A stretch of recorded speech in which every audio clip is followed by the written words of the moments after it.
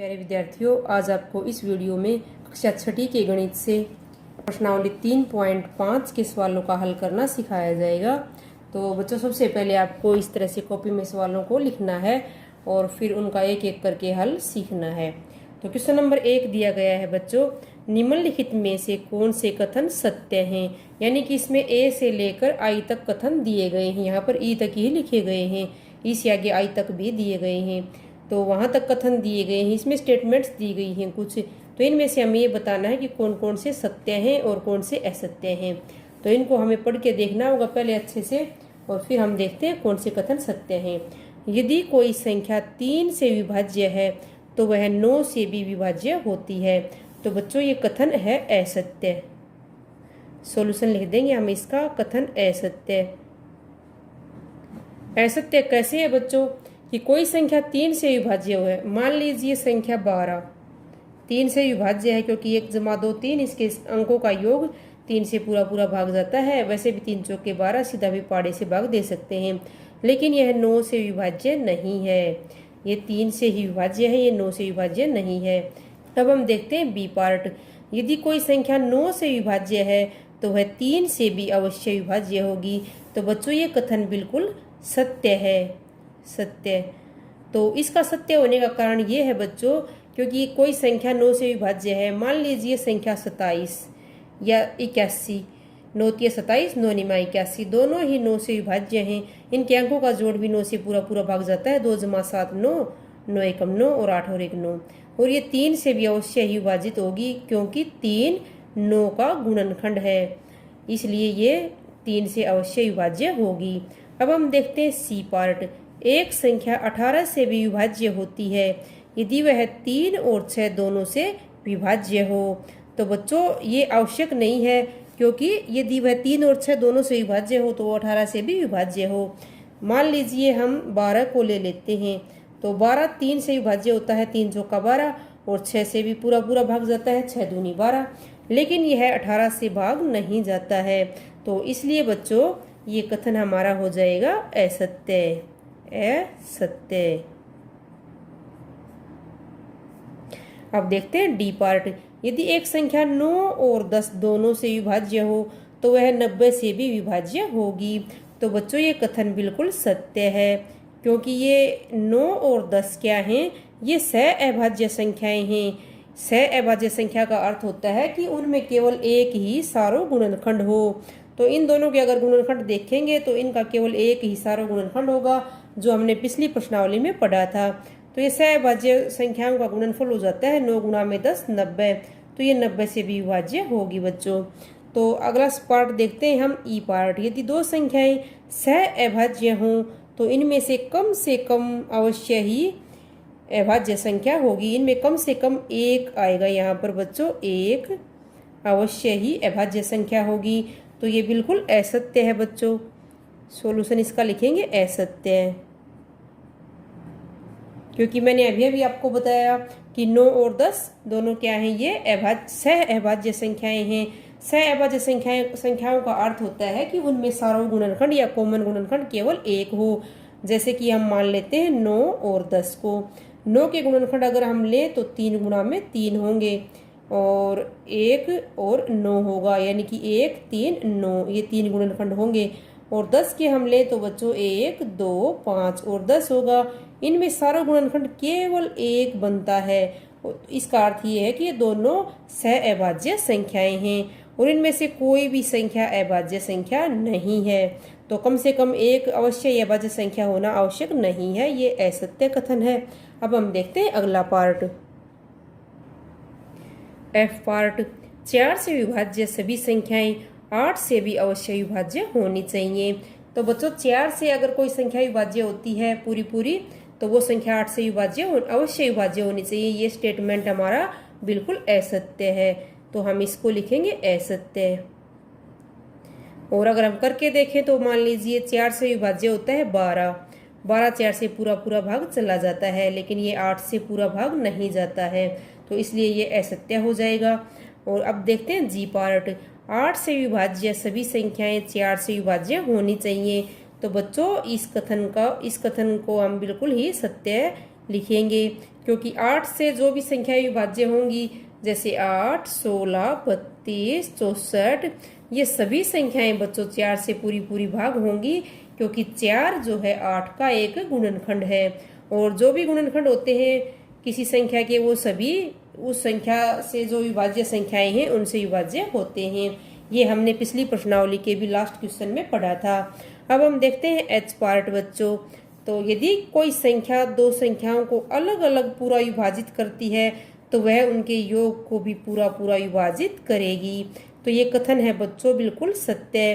तो सत्य कैसे होगा देखते हैं। यदि कोई संख्या दो संख्याओं को अलग अलग पूरा विभाजित करती है, मान लीजिए कोई संख्या है 5, इससे दो संख्याएं पूरी पूरी विभाजित होती हैं 10 और 15। तो 5 दूनी 10 और 5 तिया 15 पूरी पूरी विभाजित होती हैं। तो हम देखेंगे कि उनके योग को भी, अगर इनका योग करें 10 जमा 15 बराबर है 25, तो योग 25 आता है, तो 25 से भी 5 पूरा पूरा भाग जाता है। और भी आप इस तरह से कोई भी संख्या लेकर देख सकते हैं बच्चों। तो ये कथन आ जाएगा सत्य। अब हम आई पार्ट देखते हैं बच्चों। यदि कोई संख्या दो संख्याओं के योग को पूरी तरह विभाजित करती है तो वह उन दोनों संख्याओं को अलग अलग भी विभाजित करेगी। तो ये कथन बिल्कुल असत्य है बच्चों, असत्य।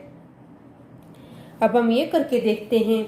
यदि कोई संख्या दो संख्याओं के योग को पूरी तरह विभाजित करती है, मान लीजिए कोई संख्या है 2 मान लेते हैं संख्या, और ये दो संख्याओं का योग ले लेते हैं हम 3 जमा 5 का। 3 जमा 5 का योग करेंगे तो 8 होता है बच्चों। 8 को 2 पूरा पूरा भाग जाता है, 2 चौका 8, इसको भाग करेंगे तो पूरा भाग चला जाएगा। लेकिन वह उन दोनों संख्याओं को अलग अलग विभाजित नहीं करती है, और इसमें दिया गया है वह उन दोनों संख्याओं को अलग अलग भी विभाजित करेगी। तो ये आवश्यक नहीं है, क्योंकि देखो आप यहाँ पर 2 को 3 से अगर भाग करेंगे तो पूरा भाग नहीं जाएगा, उसी तरह से 5 से भी पूरा भाग नहीं जाएगा। तो इस तरह से स्टेटमेंट हमारी हो जाएगी असत्य बच्चों। तो अब हम देखेंगे अगला क्वेश्चन, क्वेश्चन नंबर 2। यहाँ 60 के लिए दो भिन्न भिन्न गुणनखंड वृक्ष दिए गए हैं, इनमें अज्ञात संख्याएं लिखिए। यहाँ बच्चों 60 के दो गुणनखंड वृक्ष दिए गए हैं, यानी कि 60 के गुणनखंड करके दिए गए हैं। ये ए पार्ट है, ये बी पार्ट है। इनमें हमें अज्ञात संख्याएं, यानी कि जहाँ पर इस तरह से क्वेश्चन मार्क है, यहाँ पर क्वेश्चन मार्क है 2 जगह, यहाँ पर है, यहाँ 2 जगह क्वेश्चन मार्क है। तो हमें इन क्वेश्चन मार्क्स की जगह पर अज्ञात संख्याएं हमें ज्ञात करनी है। तो गुणनखंड देखते हैं बच्चों। इसमें तो ये 60 का दिया गया है 6 और 10। 60 का गुणनखंड कर दिया यहाँ पर 6 गुणा में 10, तो ये यहाँ पर लिख दिया 6 और 10 को लिख दिया। फिर 6 के गुणनखंड दिए गए हैं बच्चों यहाँ पर। तो 6 के गुणनखंड 1, 2 दिया गया है। तो 6 के अगर हम गुणनखंड करें तो 2 गुणा में 3 हो जाएगा। तो यहाँ पर आ जाएगा 3। तो जो ये अज्ञात संख्या यहाँ पर लिखनी है बच्चों, यहाँ पर आ जाएगा इसकी जगह पर आंसर बराबर है 3। और यहाँ पर ये 10 है, 10 का गुणनखंड यहाँ पर 5 दिया गया है एक तो, और दूसरा हमें निकालना है।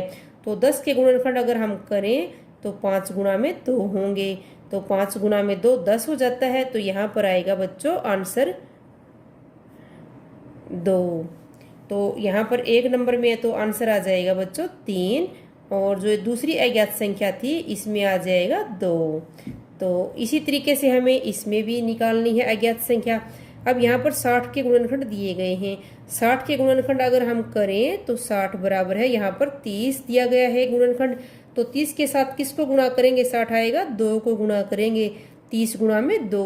तो यहाँ पर अज्ञात संख्या आ जाएगी 2, ये आंसर आ जाएगा। अब यहाँ पर देखते हैं 30 के गुणनखंड किया गया है यहाँ पर। तो 30 का गुणनखंड अगर हम करेंगे बच्चों तो आएगा 10 गुणा में 3, 10 या 30। तो यहाँ पर आंसर आ जाएगा क्वेश्चन मार्क की जगह पर 3। अब यहाँ पर देखते हैं बच्चों 10 के गुणनखंड हमें करने हैं। तो 10 के गुणनखंड 2 गुणा में 5 आसानी से हम लिख सकते हैं। तो यहाँ पर एक जगह तो हम लिख देंगे 2 आंसर, और एक जगह पर आ जाएगा 5 आंसर। तो इस तरह से आप इस गुणनखंड वृक्ष को पूरा कर सकते हैं। अब हम देखेंगे अगला क्वेश्चन, क्वेश्चन नंबर 3। एक भाज्य संख्या के अभाज्य गुणनखंडन में किन गुणनखंडों को सम्मिलित नहीं किया जाता है। तो बच्चों यहाँ पर पूछा गया है एक भाज्य संख्या के, मान लीजिए भाज्य संख्या हम 10 ले लेते हैं। भाज्य संख्या ऐसी संख्या होती है जैसे ये गुणनखंड एक और स्वयं दी गई संख्या के अलावा भी कोई गुणनखंड होता है। और अभाज्य ऐसी संख्या होती है बच्चों कि जिसका केवल एक और स्वयं में दी गई संख्या केवल दो ही गुणनखंड होते हैं। तो हमें भाज्य संख्या के अभाज्य गुणनखंडों में पूछा गया है किन गुणनखंडों को सम्मिलित नहीं किया जाता है। अगर हम मान लीजिए 10 के ही गुणनखंड करके देखें भाज्य संख्या के, तो यहाँ पर देखेंगे हमें सबसे पहले किससे भाग जाता है। जैसे 2 पंजे 10, फिर ये 5 से ही जाएगा, 5 एकम 5, तो 2 गुणा में 5 गुणा में 1, ये गुणनखंड इसके बनते हैं। लेकिन हम क्या करेंगे, हम इसके जो अभाज्य गुणनखंड लेंगे उसमें एक को शामिल नहीं करेंगे, एक तो, और एक स्वयं जो ये संख्या दी गई है इसको भी शामिल नहीं करेंगे। अगर इसके अभाज्य गुणनखंड हम देखेंगे तो सिर्फ 2 और 5 ही बनेंगे, क्योंकि एक को सम्मिलित नहीं करना होता है और स्वयं जो संख्या दी गई है उसको सम्मिलित नहीं करना है। तो यहाँ पर हम लिख देंगे सॉल्यूशन में एक तथा स्वयं दी गई संख्या, स्वयं दी हुई संख्या लिख दीजिए आप, दी हुई संख्या। एक को शामिल न करने का कारण है बच्चों क्योंकि एक को न तो हम भाज्य संख्या मानते हैं न ही अभाज्य संख्या मानते हैं। अब हम देखते हैं क्वेश्चन नंबर 4। 4 अंकों की सबसे बड़ी संख्या लिखिए और उसे अभाज्य गुणनखंडन के रूप में व्यक्त कीजिए। तो 4 अंकों की सबसे बड़ी संख्या लिखनी है पहले हमें। तो 4 अंकों की सबसे बड़ी संख्या होती है बच्चों 9999, क्योंकि संख्या जब आपने लिखनी सीखी थी तो तब सीखा था सबसे बड़ी संख्या कैसे लिखेंगे, जितने अंकों की लिखनी है उतने आप 9999 लिख दीजिए। अब हमें क्या करना है, इसके अभाज्य गुणनखंड लिखने हैं। तो अभाज्य गुणनखंड के लिए हमें इसी तरह से सीढ़ी बनानी है और इसके अंदर ये निकलना है। अब देखना है कि ये किससे भाग जाता है, सबसे छोटी संख्या से। ये 2 से भाग नहीं जाएगा क्योंकि इसका इकाई का अंक विषम संख्या है, 9 है। ये 3 से भाग चला जाएगा, 9 जमा 9 18, 9 27, 9 36, 36 से पूरा भाग चला जाता है। 3 इसके जो अंकों का योग है 36 उससे, इसलिए 3 से भी पूरा भाग चला जाएगा। 3 तिया 9, 3 तिया 9, 3 तिया 9 और 3 तिया 9। और फिर हमें फिर से 3 जमा 3 6, 3 9 3 12, 12 इसके अंकों का योग है। 3 चौका 12 पूरा भाग चला जाएगा। तो अब फिर से 3 से भाग देंगे, 3 एकम 3, 3 एकम 3, 3 एकम 3, 3 एकम 3। और अब बच्चों ये जाएगा 11 से भाग। तो 11 से भाग करेंगे अब इसको, क्योंकि अब ये 4 5 6 7 8 9 10 से भाग नहीं जाएगा। तो 11 से भाग करेंगे, 11 एकम 11, तो फिर 0 बचेगा, फिर 1 उतारेंगे, भाग नहीं जाएगा, फिर 1 और उतारना पड़ेगा, 11 हो जाएगा, फिर 11 एकम 11। अगर आपको ये समझ में नहीं आया बच्चों तो आप इस तरह से ये करके देख लीजिए। 11 एकम 11, यहाँ पर 0 बचेगा, फिर हम ये 1 उतारेंगे, अब भाग नहीं जाएगा ये 11 से 1, इसलिए 0 चढ़ानी पड़ेगी, और फिर हम ये 1 उतारेंगे, 11 एकम 11। ये मैंने इस तरीके से भाग दिया था। तो आप यहाँ पर 0 लिख लीजिए, 0 भी लिखनी पड़ेगी, तो 101 आएगा। अब बच्चों 101 है अभाज्य संख्या, इसलिए 101 एकम 101 आ जाएगा और आगे भाग नहीं जाएगा। और हमें इसके अभाज्य गुणनखंड लिखने हैं बच्चों 9999 के अभाज्य गुणनखंड, अभाज्य गुणनखंड। तो एक और स्वयं दी गई संख्या तो हमें लिखना नहीं है, हमें इसके जो बाकी गुणनखंड हैं वो लिखने हैं। ये जो 3 और 11 और 101 है ये हमें लिखना है। 3 लिखेंगे बराबर है 3 गुणा में 3 गुणा 11 गुणा 101, ये आपका आंसर आ जाएगा। क्योंकि एक और स्वयं में दी गई संख्या ही हमें नहीं लिखना है अभाज्य गुणनखंड में, केवल गुणनखंड पूछा गया होता तब हमें ये लिखना पड़ता। अब हम देखते हैं बच्चों क्वेश्चन नंबर 5। 5 अंकों की सबसे छोटी संख्या लिखिए और उसे अभाज्य गुणनखंड के रूप में व्यक्त कीजिए। तो 5 अंकों की सबसे छोटी संख्या बच्चों 1, और उसके आगे हम कितनी 0 लगाएंगे, हमें 5 अंकों की चाहिए है तो 4 0 लगा देंगे, 1 2 3 4। तो ये हमारी 5 अंकों की सबसे छोटी संख्या है। अब हम इसके अभाज्य गुणनखंड करेंगे। तो अभाज्य गुणनखंड करने के लिए उसी तरीके से सीढ़ी आपको बनानी है। तो अब ये इकाई का अंक इसका 0 है तो ये 2 से भाग चला जाएगा। हमें सबसे छोटी संख्या से भाग देना शुरू करना है, और विभाज्यता के नियम हमें पता ही है कि ये 2 से भाग जाएगा तो 2 से करेंगे। पहले 2 पंजे 10, 1 2 3 0 गिन के लगा देंगे। फिर बच्चों ये फिर से 2 से जाएगा क्योंकि इकाई का अंक 0 है। फिर 2 दूनी 4 और 1 बचेगा, 2 पंजे 10, 0 0। फिर 2 एकम 2, 2 दूनी 4, 1 बचेगा, 2 पंजे 10, 0। अब फिर से ये 2 से भाग जाएगा, 2 छिक्का 12 और 2 दूनी 4, 1 बचेगा, फिर 0 उतारेंगे तो 10 हो जाएगा, 2 पंजे 10। अब ये 5 से भाग जाएगा, क्योंकि 2 से भाग जाएगा नहीं, का एकांक इसका अब विषम संख्या है। 6 जमा 2 8 और 5 13। ये क्योंकि संख्याओं का जो जोड़ है वो 3 से भाग नहीं जाता है 13, इसलिए 3 से भी भाग नहीं जाएगा, 4 से भाग नहीं जाएगा ये, क्योंकि बच्चों इसका इकाई-अंक विषम संख्या है। ये अब 5 से भाग जाएगा। 5 से भाग होते हैं ना जो इनका इकाई-अंक 5 हो या 0 हो। तो 5 एकम 5 और 1 बचेगा बच्चों, फिर 2 उतारेंगे तो 5 दूनी 10, फिर 2 बचेगा, फिर पंजे पंजे 25। अब फिर से ये 5 से भाग जाएगा, इकाई-अंक इसका 5 है। 5 दूनी 10, फिर 2 बचेगा, उतारेंगे 5 तो 25 हो जाएगा, पंजे पंजे 25। और ये 5 से फिर से भाग जाएगा, पंजे पंजे 25, फिर 5 से जाएगा, 5 एकम 5। हमें तब तक भाग देना है जब तक एक न आ जाए। अब बच्चों हमें इसके अभाज्य गुणनखंड लिखने हैं। 10,000 के हम क्या करेंगे, अब अभाज्य गुणनखंड लिखेंगे। जो 5 अंकों की सबसे छोटी संख्या हमने ली है 10,000, इसके अब अभाज्य गुणनखंड लिखेंगे। अभाज्य गुणनखंड पिछली प्रश्नावलियों में हमने सभी गुणनखंड लिखे थे, अब हम केवल अभाज्य गुणनखंड लिख रहे हैं। तो अभाज्य गुणनखंड आपको पता है अभाज्य संख्याएं होती हैं, वही हमें लिखनी है। तो इसमें 2, ये फिर से 2 है, गुणा में 2, फिर 2 और फिर से 2 है। अब 5 है गुणा में, फिर गुणा में 5, गुणा 5, गुणा 5 है। तो इस तरह से आपको ये अभाज्य गुणनखंड लिखने हैं। ये आपका आंसर आ जाएगा। 1 को नहीं लिखना है और 10,000 को भी हमें नहीं लिखना है बच्चों। तो अब हम देखेंगे अगला क्वेश्चन। क्वेश्चन नंबर 6, 1729 के सभी अभाज्य गुणनखंड ज्ञात कीजिए और उन्हें आरोही क्रम में व्यवस्थित कीजिए। अब 2 क्रमागत अभाज्य गुणनखंडों में यदि कोई संबंध है तो लिखिए। तो बच्चों पहले हमें इसके 1729 या 1729 है, उसके सभी अभाज्य गुणनखंड ज्ञात करने हैं। तो अभाज्य गुणनखंड के लिए सबसे पहले हमें इस तरह से बनाना है सीढ़ी के तरीके से, और फिर गुणनखंड हम करेंगे। तो सबसे पहले बच्चों ये जाएगा हमारा 7 से भाग जाएगा, 7 दूनी 14, फिर 3 बचेंगे तो 2 उतारेंगे 32 हो जाएगा, 7 चौका 28, फिर 4 बचेगा और फिर 9 उतारेंगे तो 49 हो जाएगा, 7 7 49 आ जाएगा। अब बच्चों भाग जाएगा ये 13 से, तो 13 कम 13, फिर 11 बचेगा तो 7 उतारेंगे, 13 निम्मा 117। अब ये 19 से भाग जाएगा, 19 के अलावा किसी से भाग नहीं जाएगा, 19 से कम 19। अब हम इसके अभाज्य गुणनखंड लिखेंगे और उन्हें आरोही क्रम में लिखेंगे। तो 1729 के अभाज्य गुणनखंड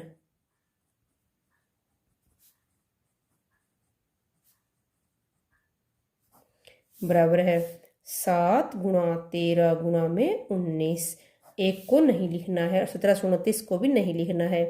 तो 7 गुणा 13 गुणा 19 ये पहले से ही आरोही क्रम में व्यवस्थित किए गए हैं बच्चों, लिखे गए हैं। अब 2 क्रमागत अभाज्य गुणनखंडों में यदि कोई संबंध है तो लिखिए। अब हम यहाँ पर देख रहे हैं बच्चों कि ये जो अभाज्य गुणनखंड है इसके क्रमागत लगातार, इनमें क्या संबंध है, 7 जमा 6 13, 7 जमा 6 13, और 13 में जब 6 ऐड करते हैं हम तो 19 आ जाता है, यानी कि इनके अंदर 6 का अंतर है। तो हम यहाँ पर लिख देंगे कि 2 क्रमागत अभाज्य गुणनखंडों में 2 क्रमागत अभाज्य गुणनखंडों में अंतर 6 दिया गया है, दिया हुआ है। अब हम देखते हैं बच्चों क्वेश्चन नंबर 7। क्वेश्चन नंबर 7 में दिया गया है बच्चों, 3 क्रमागत संख्याओं का गुणनफल सदैव हमेशा ही 6 से विभाज्य होता है। इस कथन को कुछ उदाहरणों की सहायता से स्पष्ट कीजिए। तो बच्चों इसमें हमसे पूछा गया है या बताया गया है कि 3 क्रमागत संख्याओं का, क्रमागत का आपको पता ही है कि जो क्रम से संख्याएं होती हैं, मान लीजिए 2 3 4, यानी कि लगातार संख्याओं का गुणनफल हमें इनकी गुणा करके देखनी है। ये सदैव हमेशा 6 से विभाज्य होता है। इसको हमें उदाहरण की सहायता से स्पष्ट करना है, सिद्ध करना है। तो हम 3 क्रमागत संख्याएं ले लेते हैं। पहले 2, 3 और 4 को ही ले लेते हैं। इनकी गुणा करते हैं। 2 गुणा में 3 गुणा में 4, 2 तिया 6, 6 चौका 24। 24 को अगर हम 6 से भाग करेंगे, 6 चौका 24, पूरा भाग चला जाता है। तो यहाँ पर ये सही सिद्ध होता है। और हम दूसरा उदाहरण लेकर देखते हैं। तो बच्चों, अगर हम 5 गुणा में 6 गुणा 7, 3 क्रमागत हमने फिर से ले लिए हैं। 3 क्रमागत संख्याएं 5, 6, 7, 5 छिका 30, 30 सत्ते 210 आ जाएगा। 210 को अगर हम 6 से भाग करेंगे तो 6 तिया 18 और 3 बचेंगे, 0 उतारेंगे, 6 पंजे 30, पूरा भाग चला जाता है। तो इस तरह से हमने 2 उदाहरणों की सहायता से देखा कि जो क्रमागत संख्याओं 3 क्रमागत संख्याओं का गुणनफल हमेशा ही या सदैव 6 से विभाज्य होता है। तो इस तरह से यही सिद्ध करना था बच्चों। आप इसमें और भी उदाहरण लेकर देख सकते हैं, जैसे 9 गुणा में 10 गुणा में 11 या 11, 12, 13, इस तरह से आप कोई भी उदाहरण लेकर देख सकते हैं। लेकिन आपको क्रम से संख्याएं लेनी है, उनको गुणा करना है और 6 से आपको भाग करना है। अब हम देखेंगे क्वेश्चन नंबर 8। क्वेश्चन नंबर 8, 2 क्रमागत विषम संख्याओं का योग 4 से विभाज्य होता है। कुछ उदाहरण लेकर इस कथन का सत्यापन कीजिए। तो पिछले सवाल में हमें 3 क्रमागत संख्याएं लेनी थी और 6 से विभाज्यता के बारे में जांच करनी थी। इसमें हमें 2 क्रमागत विषम संख्याएं लेनी है बच्चों, उनका योग करना है और फिर देखना है कि 4 से विभाज्य होता है। इस कथन का सत्यापन करना है, यानी कि सिद्ध करके दिखाना है। तो सबसे पहले हम 2 क्रमागत विषम संख्याएं लेंगे। तो 2 क्रमागत विषम संख्याएं, क्रमागत विषम संख्याएं यानी कि लगातार होनी चाहिए और विषम संख्याएं होनी चाहिए। संख्याएं बराबर है। जैसे हम मान लेते हैं 1 विषम संख्या है, तो 1 से अगली विषम संख्या लगातार कौन सी है? 3 है। और 1 और 3 को अगर हम जोड़ें, 1 जमा में 3 बराबर है 4, क्योंकि हमें 2 क्रमागत विषम संख्याओं का योग करना है। फिर उसकी 4 से विभाज्यता की जांच करनी है। 4 से भाग देंगे, 4 एकम 4, पूरा भाग चला जाता है। यहाँ पर ये सिद्ध होता है। हम 1-2 और भी जोड़ा लेकर देख सकते हैं, जैसे कि विषम संख्या 5 ले लेते हैं और फिर 7 ले लेते हैं 5 से अगली, क्योंकि 5 और 7 के बीच में 6 सम संख्या हो जाती है। तो 5 के बाद विषम संख्या 7 आती है। तो 5 जमा में 7 12, 12 भाग में 4 करेंगे, 4 तिये 12, पूरा भाग चला जाता है। तो इस तरह से हमें इस कथन का सत्यापन करना है। हमने यहाँ पर 2 संख्याओं का युग्म लेकर सत्यापन किया है। आप और भी उदाहरण ले सकते हैं बच्चों। अब हम देखेंगे क्वेश्चन नंबर 9। क्वेश्चन नंबर 9, निम्न में से किन व्यंजकों में अभाज्य गुणनखंड किए गए हैं? तो बच्चों ये ABCD 4 पार्ट्स दिए गए हैं। इनमें जैसे 24, 70, 56, 54 के गुणनखंड दिए गए हैं। तो हमें इसमें देखना है कि अभाज्य गुणनखंड किस किस में किए गए हैं। तो यहाँ पर 24 के गुणनखंड दिए गए हैं बच्चों 2 गुणा में 3 गुणा में 4, लेकिन ये अभाज्य गुणनखंड 4 नहीं है, क्योंकि 4 के आगे भी गुणनखंड बनते हैं 2 गुणा में 2। तो इस तरह से ये नहीं आएगा। अब हम बी पार्ट देखते हैं। 56 1 गुणा 7 गुणा 2 गुणा 2 गुणा 2, 7 दूनी 14, दूनी 28, दूनी 56 होता है। और ये सभी क्या हैं? अभाज्य गुणनखंड हैं। तो बच्चों इसमें अभाज्य गुणनखंड किए गए हैं। अब सी पार्ट देखते हैं। 70 बराबर है 2 गुणा 5 गुणा 7, 2 पंजे 10 सते 70, और ये तीनों ही अभाज्य संख्याएं हैं। तो ये सही आएगा, अभाज्य गुणनखंड किए गए हैं। 54 में देखते हैं 2 गुणा 3 गुणा 9, 9 के आगे भी गुणनखंड बनते हैं 3 गुणा में 3, तो इसलिए ये अभाज्य गुणनखंड नहीं है। तो यहाँ पर आंसर आ जाएगा बच्चों बी पार्ट और सी। बी और सी में अभाज्य गुणनखंड दिए गए हैं। अभाज्य गुणनखंड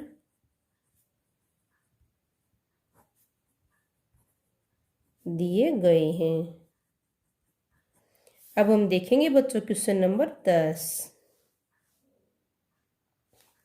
क्वेश्चन नंबर 10, बिना भाग किए ज्ञात कीजिए कि क्या 25,110 संख्या 45 से विभाज्य है। तो हमें 45 से सीधा इसको भाग नहीं करके देखना है, बिना भाग किए ज्ञात करना है बच्चों कि ये 45 से विभाज्य है या नहीं है। तो इसका सॉल्यूशन करते हैं। 25,110, ये देखना है हमें कि 45 से विभाज्य है या नहीं है। तो 45 को बच्चों हम क्या करेंगे, दो सहअभाज्य संख्याओं में बांट लेते हैं, तोड़ लेते हैं इसको गुणनखंड के रूप में, सहभाज्य संख्याओं के रूप में। तो ये आ जाएगा 9 गुणा में 5।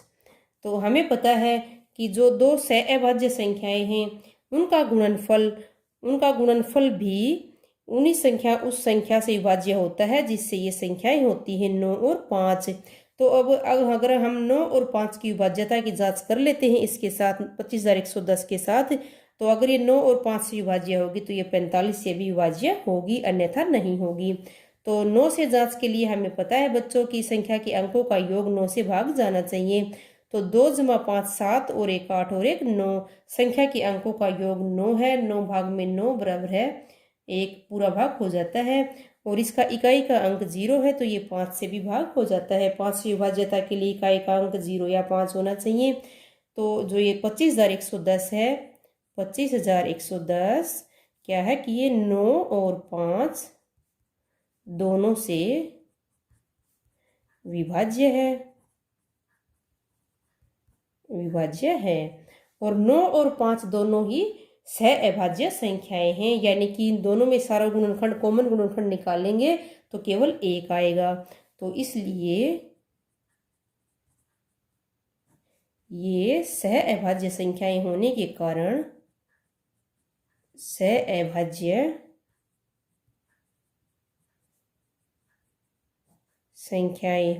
कारण इनके गुणनफल से भी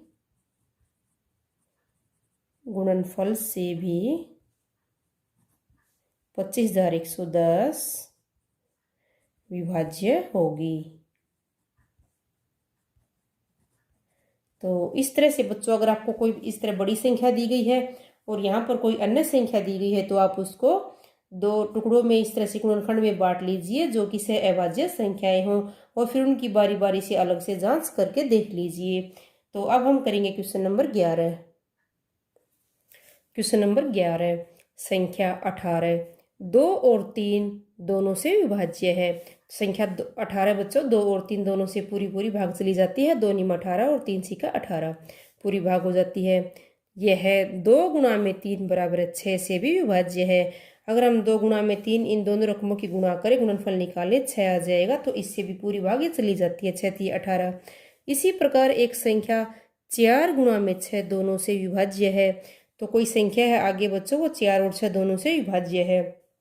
क्या हम कह सकते हैं कि वह संख्या 24 से भी विभाज्य होगी? यानी कि जैसे यहाँ पर किया था 2 गुणा में 3 बराबर 6 से विभाज्य 18 से था, तो क्या ये 4 गुणा में 6 करेंगे 24 आएगा, तो इससे भी वो संख्या विभाज्य होगी?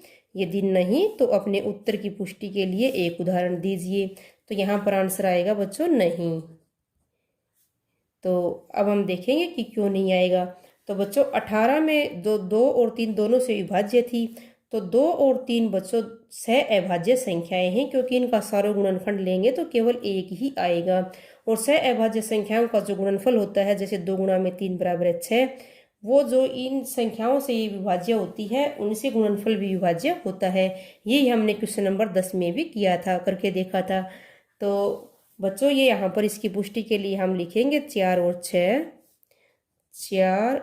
6 को ले लेते हैं हम। तो 4 से और 6 से विभाज्य होता है 12। दोनों संख्याओं से 12 विभाज्य होता है। 4 3 12 और 6 दूनी 12। लेकिन जब 24 से इनके गुणनफल से 4 गुणा में 6 बराबर है 24। अगर 24 से हम भाग करेंगे 12 को, ये इस तरह से 12 को भाग करेंगे 24 से, तो यहाँ पर ये 12 छोटा रह जाता है। यहाँ पर अगर इसको हम काट के इस तरह से लिखेंगे 12/24, तो 1/2 आएगा, पूरा भाग नहीं जाता है। यानी कि ये 4 गुणा में 6 बराबर है 24, 12 से पूरा भाग नहीं जाता है। तो हमने अपने उत्तर की पुष्टि के लिए एक उदाहरण दे दिया है। आप इस तरह से और उदाहरण भी ले सकते हैं। अब देखते हैं क्वेश्चन नंबर 12। मैं 4 भिन्न भिन्न अभाज्य गुणनखंडों वाली सबसे छोटी संख्या हूँ, क्या आप मुझे ज्ञात कर सकते हैं? तो यहाँ पर बच्चों बताया गया है कि 4 भिन्न भिन्न अभाज्य गुणनखंड हमें लेने हैं और वो संख्या है जो सबसे छोटी संख्या है, तो संख्या हमें ज्ञात करनी है। तो हम क्या करेंगे, यहाँ पर जो सबसे छोटे अभाज्य गुणनखंड है, तो सबसे छोटा अभाज्य गुणनखंड, सबसे छोटी अभाज्य संख्या ले लेते हैं हम 2, फिर गुणा में इससे जो अगली है वो 3, फिर 5, फिर गुणा में 7। तो हमें जो सबसे छोटी अभाज्य संख्याएं हैं वहां से शुरू करना है और 4 लेनी है। ये 4 भिन्न भिन्न, एक समान नहीं लेनी है। अगर यहाँ पर होता मैं 4 समान अभाज्य गुणनखंडों वाली तो हम केवल 2 को भी ले सकते थे, लेकिन यहाँ पर 4 भिन्न भिन्न दिया गया है, इसलिए हमने 2, 3, 5, 7 4 भिन्न भिन्न अभाज्य संख्याएं ली हैं गुणनखंड के रूप में। और अब इनकी गुणा कर देंगे तो हमें एक संख्या प्राप्त हो जाएगी। 2 तिया 6, 6 पंजे 30, 30 सत्ते 210 आ जाएगा आंसर। तो ये संख्या आ जाएगी बच्चों अभिष्ट संख्या, अभिष्ट संख्या बराबर 210 आंसर।